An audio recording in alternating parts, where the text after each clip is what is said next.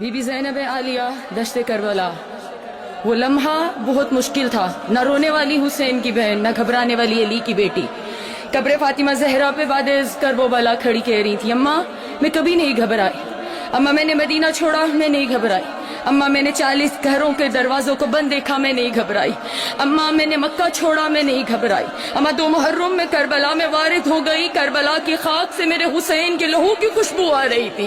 اماں میں نہیں گھبرائی، اماں 7 محرم کو ہم پہ پانی بند ہو گیا، اماں میں نہیں گھبرائی، اماں 9 محرم کی شب آ گئی، میرے بھائیوں کی زندگی کی آخری رات آ گئی، اماں میرے اکبر کی زندگی کی آخری رات آ گئی، لیکن میں نہیں گھبرائی، اماں شب عاشور ڈھلتی رہی میں نہیں گھبرائی، اماں میں نے اپنے جوان بیٹے کو جسے 18 سال میں نے پردوں میں پالا، اماں میرے اکبر نے زندگی کی آخری آذان دشت کربلا میں دی، اماں میں اپنے لال کی آذان سنتی رہی میں نہیں گھبرائی، اماں میرا اکبر مارا گیا میں نہیں گھبرائی، اماں میرے جواں کے سینے میں برچھی لگی میں نہیں گھبرائی، اماں میرا 13 برس کا پامال ہو گیا قاسم میں نہیں گھبرائی، اماں میں 70 قدم پہ کھڑی دیکھتی رہی میرے حسین کے گلے پہ کند خنجر چلتا رہا، اماں میں نہیں گھبرائی، اماں میرے علی اصغر کو تیر لگا میں نہیں گھبرائی، اماں میں نے اونو محمد حسین پہ قربان کر دیے میں نہیں گھبرائی، نہ اونو محمد کے لاشوں کو دیکھا نہ میں روئی،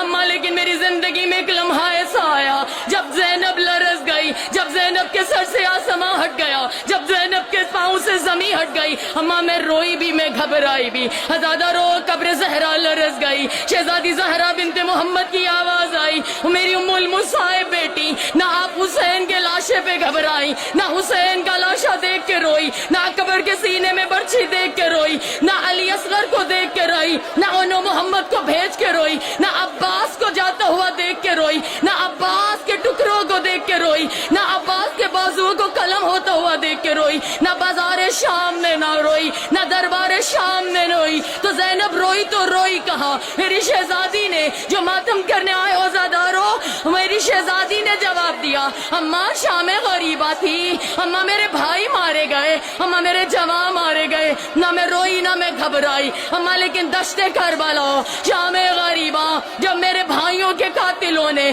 ہمارے خیام کو لوٹا، اماں ایک بار نو کے سینہ سے میری چادر اتاری گئی، نہ میں روئی نہ میں گھبرائی، اماں حسین کے قاتل نے ایک بار چادر نہیں اتاری ہے، اماں دوسری بار چادر اتاری، میں نے سر پہ چادر رکھی، اماں اس نے تیسری بار چادر اتاری، میں نے چوتھی چادر سر پہ رکھی، اماں وہ نو کے سینہ سے چادر اتارتا رہا، حسین کا قاتل ہنس ہنس کے میری چادر اتارتا رہا، اماں میں چادر رکھتی رہی، لیکن اماں ایک مقام ایسا آیا کہ 9ویں بار جب حسین کے قاتل نے میرے سر سے سینہ سے چادر اتاری، اماں وہ چادر صرف اتاری نہیں، وہ چادر لے کے نہر فرات کی جانب چلا، جہاں میرے عباس کا، جہاں میرے 32 برس کے کڑیل جواں بھائی کا لاشا ٹکڑوں میں بٹا ہوا تھا، اماں جب میری چادر میرے بھائی کے قاتل نے سینہ سے اتار کے عباس کے لاشے پہ ڈالی اور ڈال کے یہ کہا،